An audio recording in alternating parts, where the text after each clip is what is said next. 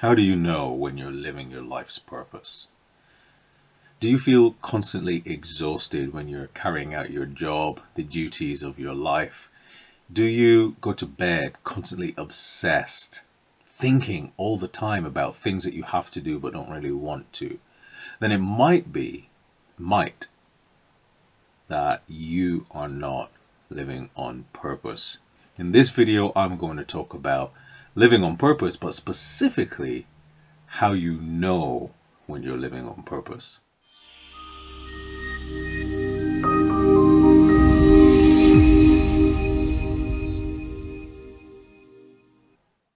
Hi guys, Calvin again.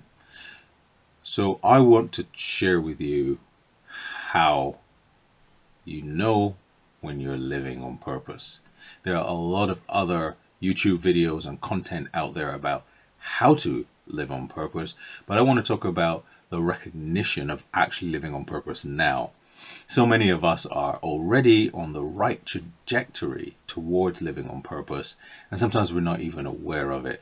So it's to bring that greater degree of awareness, shining a light on those parts that perhaps we hadn't considered, to validate whether or not you are living on purpose in your life. I'll certainly be sharing what's worked for me and how I get feedback as I've started to live more closely or more aligned with my own purpose.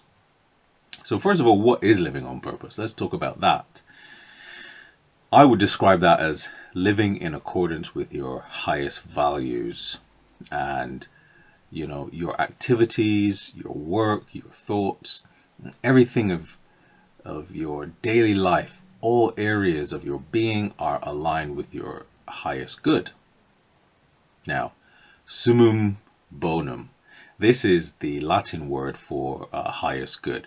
Now, I've been looking this up and I can't tell you whether I pronounced that perfectly because I didn't actually do Latin in school, but this word was originally used as a concept to illustrate the highest ethical or moral values that a person holds, right?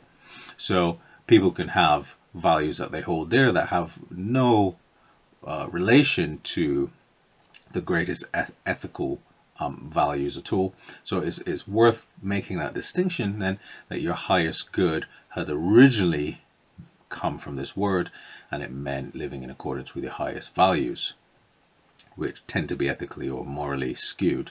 But nowadays we hear a lot of people talking about their highest values, their highest good specifically, to mean something more transcendent. People talk about wanting to work towards someone else's highest good.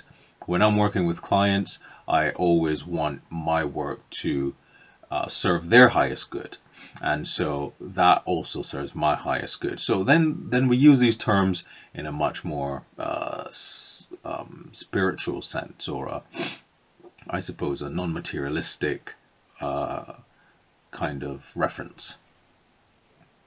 So when that happens, we know that our activities, our thoughts, our actions, our way of being and showing up in the world is in alignment then with our highest good.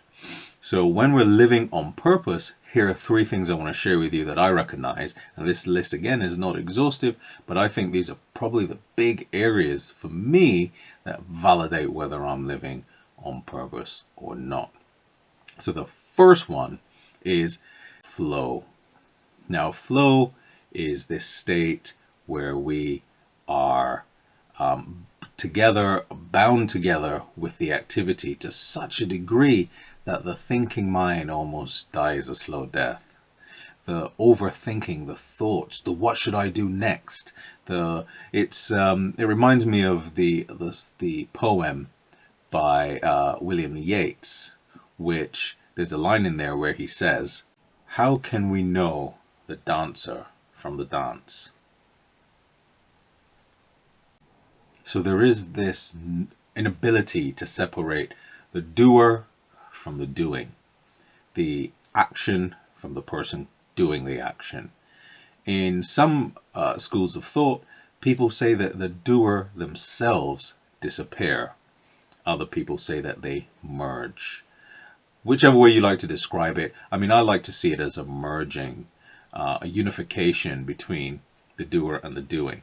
So not being able to separate the dancer from the dance, not being able to separate the art from the artist, there is this merging and oneness that comes as we bypass a thinking mind. And as you know, I am a great advocate for mindfulness meditation, or a big advocate for mindfulness meditation, because it helps us to get into that state by calming the mind.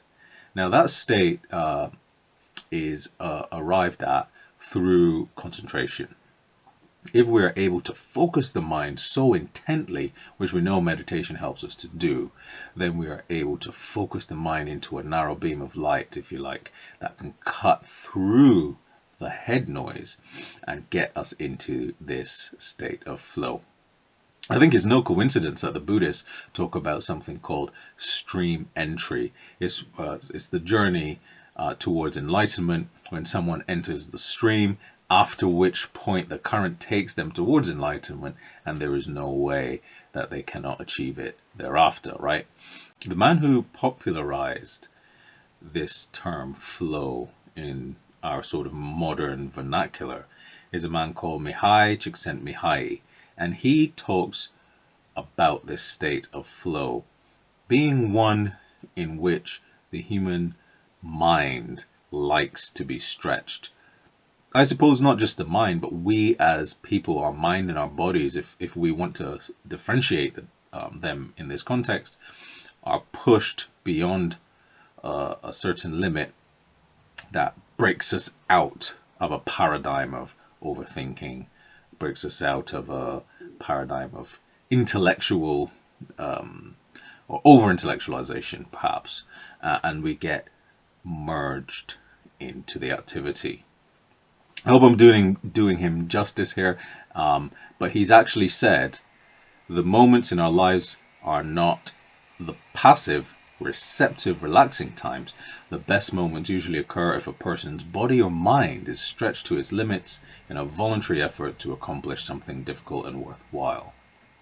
So I think he's pretty much of the view that in that challenge we can break into new paradigms, and I would like to say break out of the thinking mind and into states of flow. The second thing I want to say that happens is I've witnessed a lot more synchronicity in my life, and I think when you're living on purpose, you tend to see a lot more of that as well. Carl Jung, a famous Swiss psychologist, has mentioned synchronicity as this apparently random but not random act of coincidences, or in other words, meaningful coincidences. He believed that there was a lot more than just the physical material world and the random chances of encounters happening, that there was something underneath, again, something probably more transcendent that was influencing these events.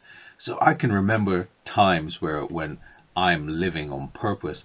Think of the time when just last week, for example, I'll give you a quick example. Just last week, someone sent me an email at 8:31, and I was at the same time sending them a voice note on Facebook at 8:32.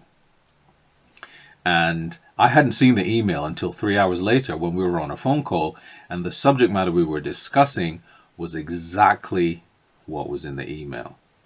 So that sounds like a really small, simple example, but with synchronicity, there is an effortlessness with the way things seem to take place. You have a thought that you need a solution to a problem, and then bang, a problem gets a solution straight away. You have a need for something like you know what I really need right now is this particular tool, and then there we are, the tool becomes available via some apparently miraculous means.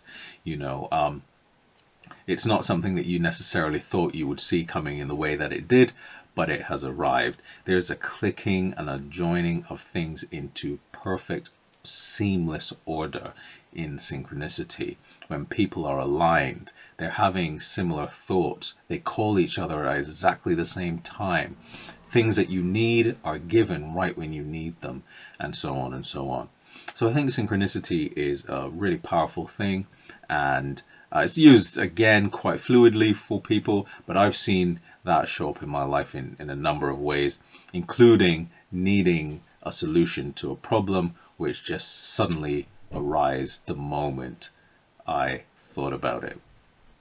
The third thing I want to mention that I experience a lot when I'm living on purpose is I experience a lot more joy in my life. I want to play a lot more.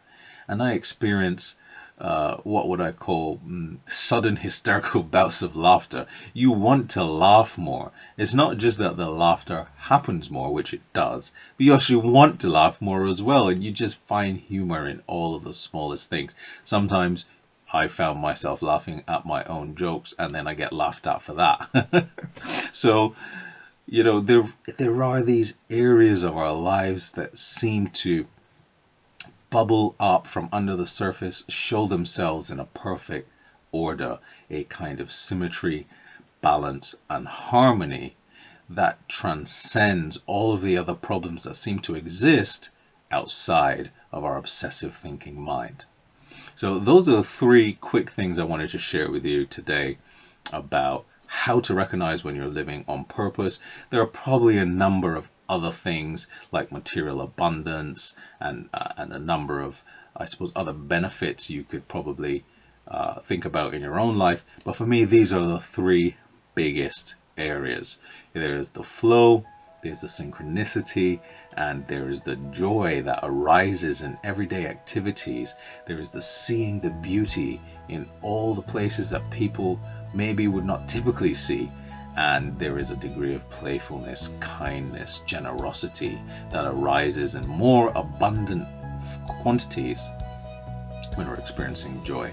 Thank you so much for watching my video. Please like if you found it useful, subscribe, share, and if there's anything you want me to talk about in a future video, leave it in the comments below. See you next time. Bye for now.